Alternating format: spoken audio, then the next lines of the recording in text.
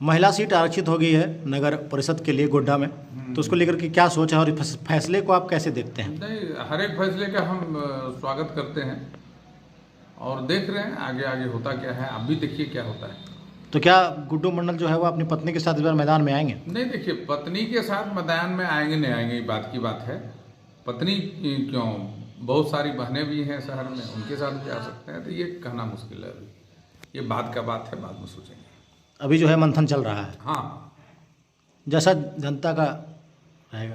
नहीं, तो मंथन चल रहा है, देखते हैं क्या होता है। अभी जो है खबर निकल कर आई है कि जो महिला सीट है वह नगर अध्यक्ष के लिए हो गया है, तो आप इसको लेकर क्या सोचते हैं? देखिए, महिला सीट दिया है तो ये तो सरकार को महिलाओं को आगे बढ़ाने के लिए जो ये कदम है इसका हम स्वागत करते हैं।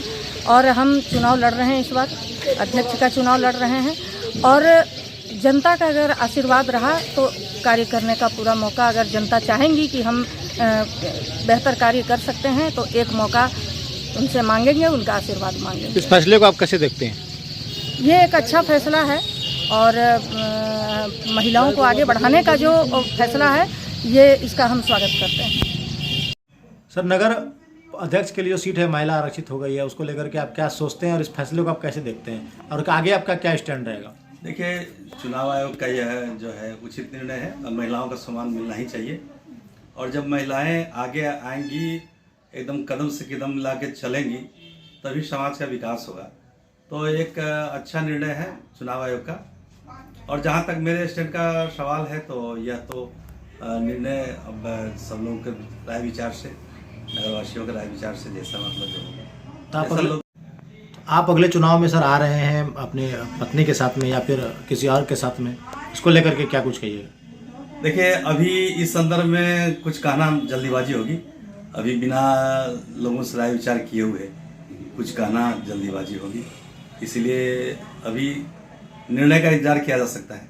अभी विचार विमर्श होगा, सभी विचार विमर्श होगा, आपसे विचार करेंगे, लोगों से विचार करेंगे, तो फिर जैसा लोगों का, जैसा आप कहेंगे, जैसा लोग कहेंगे, तो फिर उस पर निर्णय लिया जाएगा।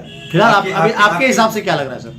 आपकी भावना का कद्र जो हम बस एक ही बात जानते हैं। देखिए, राजनीति हम क्योंकि सर आपसे पहले से पूर्व में जो है कि अध्यक्ष रह चुके हैं, लोगों की आशा जो है कुछ है आप लोगों से, तो उसको लेकर के क्या कुछ रहे? बिल्कुल, लोगों की जो आशाएं अपेक्षाएं हमसे है, तो लोगों की भावनाओं का हम कदर करेंगे। और हम तो राजनीति, आप जान जाइए अनुज जी कि हम राजनीति सेवा के लिए, मतलब राजनीति करते हैं, सम्मान के, लोगों के सम्मान के लिए राजनीति करते हैं। कोई पद और प्रतिष्ठा के लोभ लालच में हम राजनीति ना आज तक किए हैं, ना आगे भी करेंगे। सर, अगर मैडम खड़ी होती है तो क्या लगता है जितना प्यार आपको मिला है, जितना समर्थन आपको मिला है, उतना कि मैडम को मिलेगा? लोगों को अब तो यह लोगों के ऊपर निर्भर करता है, लेकिन अब इस बारे में अभी कुछ नहीं कहा जा सकता है, कुछ भी कहना इस बारे में।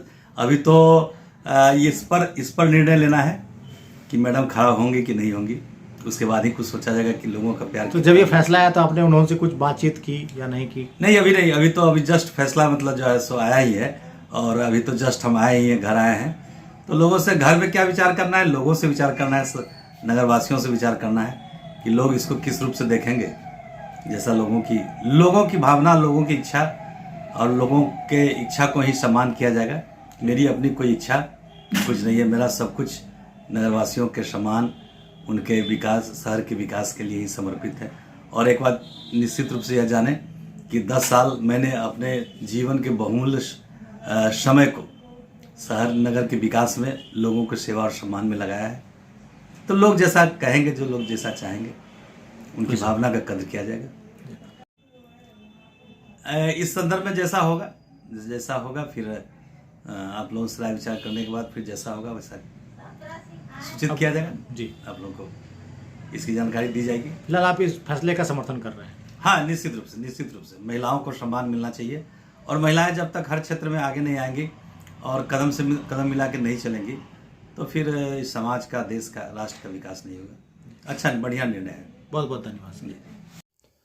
अभी जो है कि फैसला आया है कि नगर से जो है महिलाएं लड़ेगी, उसको लेकर के आप क्या सोचते हैं और इस फैसले को लेकर के आपकी क्या सोच है और आगे आप क्या स्टैंड कर रहे हैं? सबसे पहले जिला जवाहर के टीम को बहुत बहुत धन्यवाद। और मैं राज्य सरकार के जो चुनाव आयोग हैं, इनका मैं इस फैसले का मैं स्वागत करता हूं। और ये महिलाओं को आगे बढ़ाने का इनका अच्छा प्रयास, अच्छा सफल प्रयास रहेगा। और मैं चुनाव में डट कर लड़ रहा था और इस बार महिला जो मेरी धर्मपत्नी नीलम झा इस बार चुनाव लड़ेगी। और समाज के कार्यों में जिस तरह मैं भागीदारी हमेशा रहा, सामाजिक कार्य में रहता हूँ, मेरी पत्नी भी मेरे साथ रहेगी। ये एक अच्छा संदेश है और वो भी समाज के सेवा में निरंतर, वो उनका बहुत बड़ा योगदान रहता है कि मैं रात के 12 बजे भी घर नहीं आता हूँ तो वो पूछते नहीं है। तो मैं बोलता हूँ उनको कि मैं एक सामाजिक कार्य में लगा हूँ, कहीं भी कोई काम में देखती है तो वो बहुत प्रभावित होती है।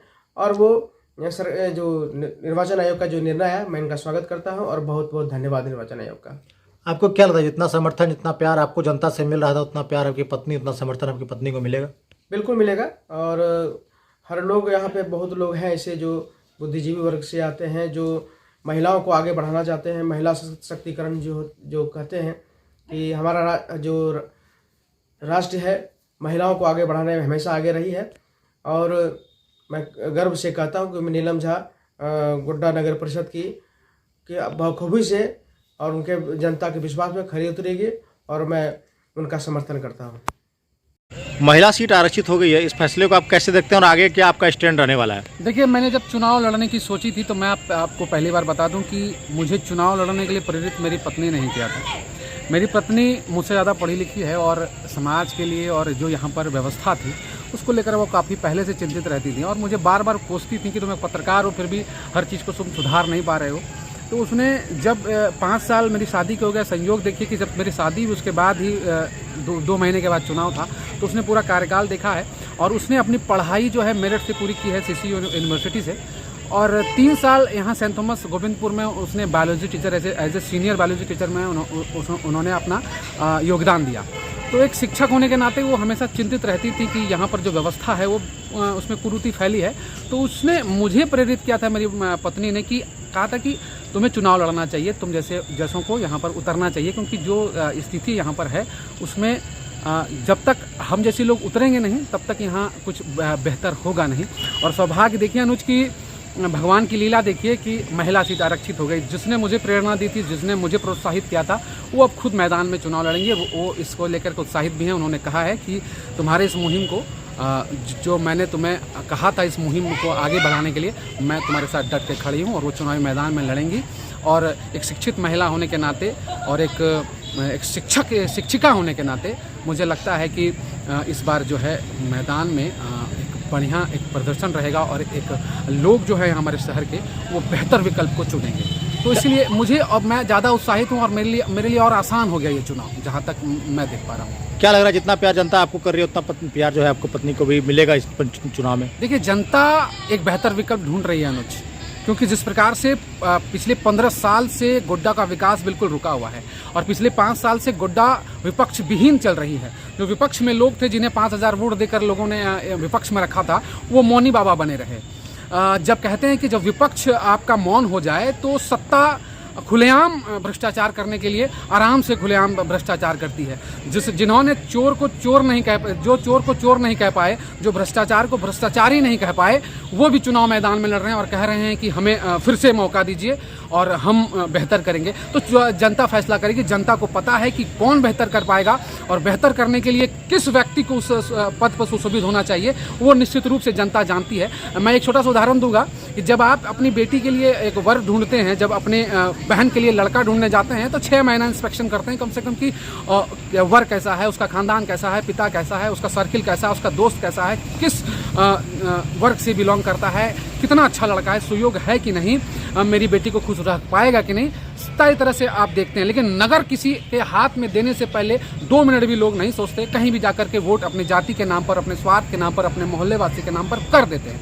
लेकिन लोगों को एक सुयोग्य उम्मीदवार को चुनना चाहिए, क्योंकि वो जो पद है उसकी पद की गरिमा किस प्रकार से बची रहे और उस पद को कौन संचालित बेहतर ढंग से कर पाए, जनता के लिए जो एक ड्यूटी होती है उस पद पर बैठने वाले व्यक्ति की, उसका निर्वहन कर सके, इसके लिए बेहतर विकल्प जनता चुने।